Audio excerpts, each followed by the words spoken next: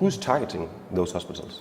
Let me tell you something about those pictures of children. Of course, in every war, there are victims, there are innocent victims, and that's why every war is bad war. But if you look at those pictures that they've been promoted as pictures in the Western media, they only singled out few pictures of children that suit their political agenda, just to accuse the Syrian government. While you've been here now for 2 days, and they've been daily shelling from the eastern part of Aleppo toward the rest of the city, and there was wholesale killing and destruction of the other part of the city, and tens of victims and tens of wounded people from Aleppo. But the Western corporations didn't talk about them. The Western officials didn't issue a single statement regarding those children and women and elderly and innocents in general. So this is part of the propaganda and demonization of the government in Syria. That doesn't mean when you have war again that you don't have victims. But the Syrian government has opened the door for the militants in eastern part of Aleppo to leave safely with guarantees, and for the people of that areas to go back to their houses. But residents in the area, eyewitnesses, international aid organizations, all saying that the hospitals have been targeted.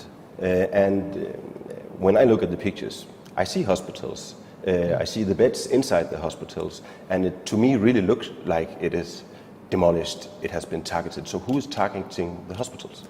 I don't have the answer to which hospital are you talking about. The M10 hospital. Because we don't have any fact about it. We only have allegations. So answering allegations should be only through... But pictures is facts. Pictures cannot tell you the story, even videos. Everything could be manipulated these days. I wouldn't say that there are no such attacks on any building, but as a government, we don't have policy to destroy hospitals or schools or any such facility to the people for a simple reason. First of all, morally. The second reason, that if we do so, we are offering the militants the incubator, the social incubator that they've been looking for. It's going to be a gift, something we wouldn't do because it's against our interest. It's like shooting ourselves in the foot. If there's such attack from the army, it could be by mistake, but we don't have any information that thing has happened. All what we have is allegations, and only in the Western media, not from Syria. So if the Syrian army, they didn't attack hospitals, or maybe they did by mistake, you say, are you sure it's not the Russian Air Force who are targeting hospitals? The question that we should ask when you have a crime, who is the beneficiary of that crime? What would get, I mean, for the Russians or the Syrian, did they attack hospital? Nothing. They wouldn't attack, they wouldn't get anything. I mean, even if you want to talk about the terrorists, most of the hospital for the militants would be in the basement in ordinary buildings. So attacking a hospital intentionally by the army is based on shaky logic, let's say. So do you then agree that whoever attacks hospitals, they are guilty of war crimes? Of course. By international law it is. I mean, hospitals have immunity. Any other facility for any inhabitant area inhabited by civilians, not by militants, has immunity. And shouldn't any government do it, of course. That's, I agree with you. Mr. President, you have kids yourself, and I'm sure you're also watching television. You also watch these pictures of children at the hospitals, children being buried in the rubble. How does it affect you when you look at these pictures of Syrian children? Of course, I have children. I have the same feeling of any father and mother who would care a lot about their children, and how would they feel if they lose a member of their family. And by the way, we lost a member of our families during the conflict because of the terrorist attacks. But when you look at those killed the children, you think why the terrorists did so. Why did Qatar and Saudi Arabia and Turkey committed those crimes? And I wonder, why would the Western countries, mainly the USA and its ally in Europe, have supported those terrorists who've been committed crimes in Syria? That's the first thing I thought about. Of course, as president, the second thing that I would think about is how can I protect the Syrian people and the Syrian children, and how can I protect the innocent from having the same fate any hour or any coming day. So you are blaming the rebels in the eastern part of Aleppo of being behind the attacks on the children of Aleppo? You can take your camera to Aleppo, to the other part of Aleppo, which is under the control of the government, which is, I mean, when you see the fact, it's more credible than what I'm going to say, but you can see how many civilians has been killed during the last 2 months in Aleppo. Hundreds of civilians has been killed by the rebels. The question, why didn't we hear about them in the Western media? That's my question. Again, I wouldn't say that you don't have civilians going as victims, but when it's shelled by mortars, by the rebels intentionally, we have to talk about this crime as well. At the moment, there is a 7-year-old girl. Her name is Bana Alebet from Aleppo. She's tweeting about her life in the eastern part of Aleppo. She's talking about the massive bombardments. She's very scared every time she wakes up and realizes, fortunately, she's still alive. Do you trust her as an eyewitness?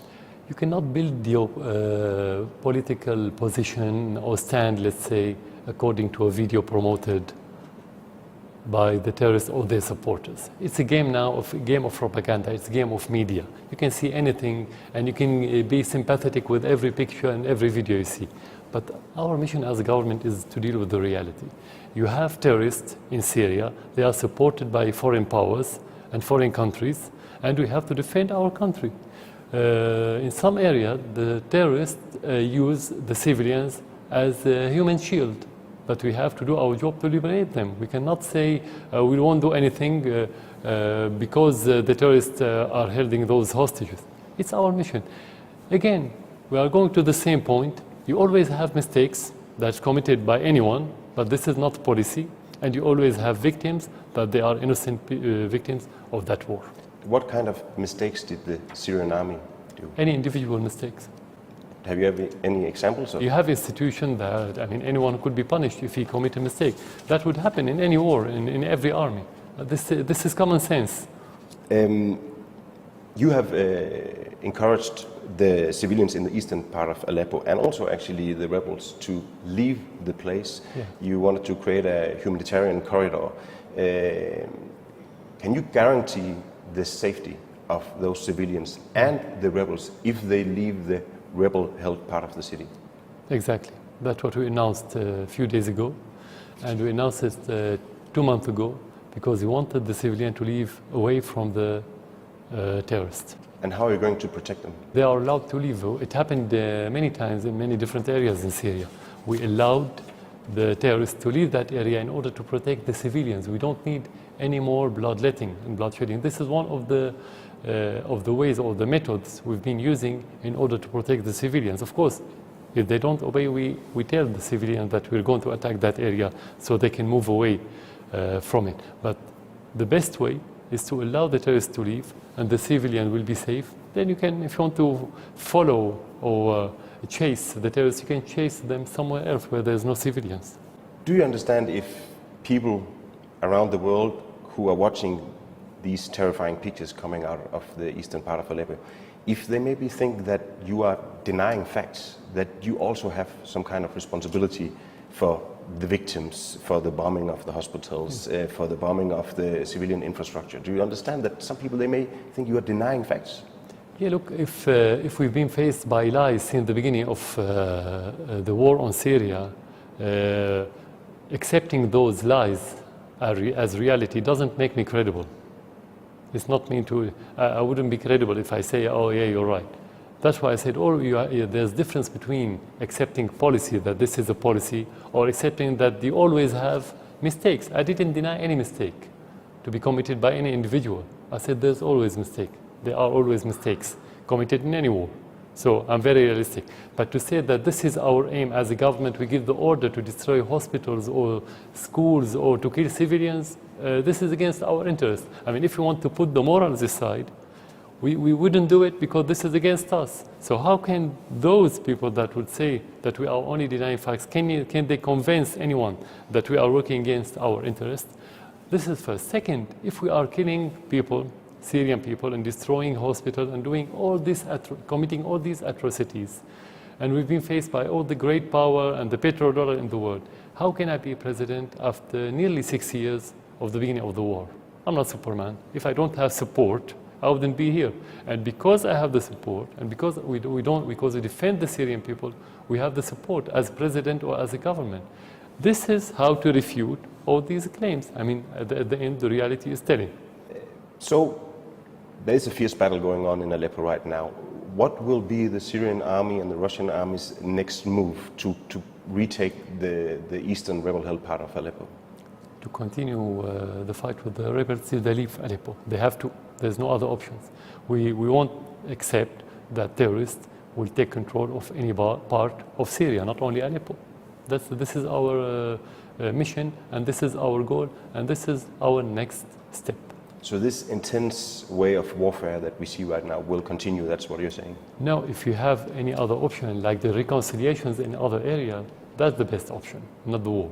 And that's why we announced, we gave many amnesties to hundreds and maybe thousands, not hundreds, to thousands of militants in order to save blood. And it worked. That's why we said we gave them guarantee whether they want to have reconciliation and to have the amnesty, or to live with their armaments outside the city of Aleppo completely, to leave the city safe and to go back to its, for the people to go back to their normal life. The United States, they stopped all bilateral talks with Russia about any kind of peace agreement. And the Russians, they said that they actually regret this. Do you regret it as well?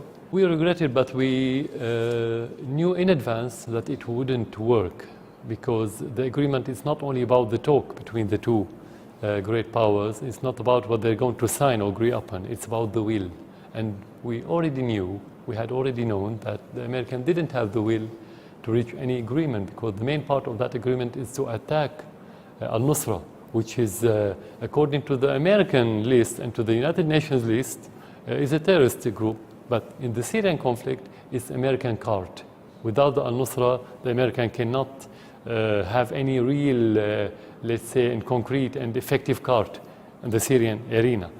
That's why we regret it, but we already knew that it wouldn't happen. But isn't it very difficult for the United States to separate the so-called moderate rebels and some of the more radical rebels? Isn't it very difficult when you are attacking the moderate rebels all the time? You are right. Do you know why you are right? Do you know the unicorn animal that, like horse, has a long horn? It's myth. And the moderate opposition is myth. That's why you cannot separate something that doesn't exist from something that exists. All of them have the same grassroots. The same grassroots used to be called Free Syrian Army 4 years ago, 5 years ago. Then it became al-Nusra, then it became ISIS. So the same grassroots move from group to another group. That's why they cannot separate it, and they don't want. If this is reality, not a myth, they don't want, but they cannot, because it doesn't exist. But why did you ask them to do it if it's not possible? Because they insisted that there is a moderate opposition. And the Russians told them, okay, if there is a moderate opposition, please separate those moderates from the extremists. And they didn't work, because they don't exist. That's why. What do you think will be the consequences of the US suspension of the bilateral talks? I mean, until now, the Syrian and Russian army, they have avoided direct clashes with the US army. Yeah. Do you think that there's an increased risk of direct attacks between you and your allies and the US army? Many people are talking about the escalation, if it didn't work, or if it's not implemented, I mean the agreement. But actually that escalation has been happening for a while now. I mean, before that agreement, let's say, failed, the American attacked our forces in Deir ez-Zor, and everybody knows that only one group existed in Deir ez-Zor, which is ISIS. And ISIS came and took the place of the Syrian army, and they threatened the city, which is called Deir ez-Zor, because of the American attacks. So talking about the escalation is already happening. Talking about direct confrontation, I mean, since the World War II, that never happened. I mean, it was very close to happen during the Cuban Missile crisis in 1960